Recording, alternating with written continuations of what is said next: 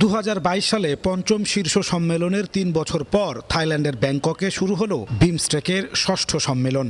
দক্ষিণ এশিয়ার 5টি আর দক্ষিণ পূর্ব এশিয়ার 2টি দেশ নিয়ে আঞ্চলিক এই জোটের এবারের প্রতিপাদ্য সমৃদ্ধ, প্রাণবন্ত, উন্মুক্ত বিমস্টেক। এবারের সম্মেলনের আলোচ্য বিষয় 6টি, যার মধ্যে অন্যতম ষষ্ঠ শীর্ষ সম্মেলনের ঘোষণাপত্র গ্রহণ, ব্যাংকক ভিশন 2030, সামুদ্রিক পরিবহন সহযোগিতা চুক্তি সই এবং বিশিষ্ট ব্যক্তিদের মতামত গ্রহণ।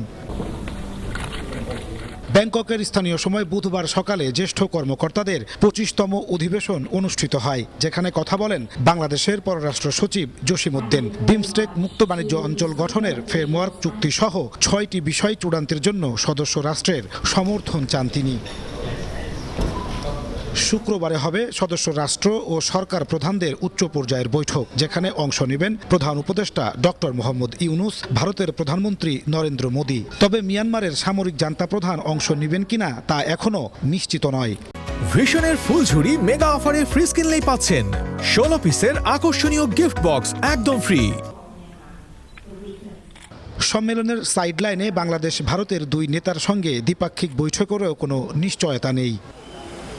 এবারের সম্মেলনের মধ্য দিয়ে আগামী 2 বছরের জন্য বিমস্টেকের সভাপতির দায়িত্ব পালন করবে বাংলাদেশ।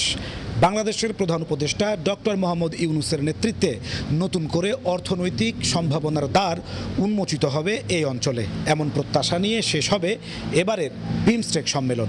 নাজমুস সালেহী, সময় সংবাদ, ব্যাংকক, থাইল্যান্ড।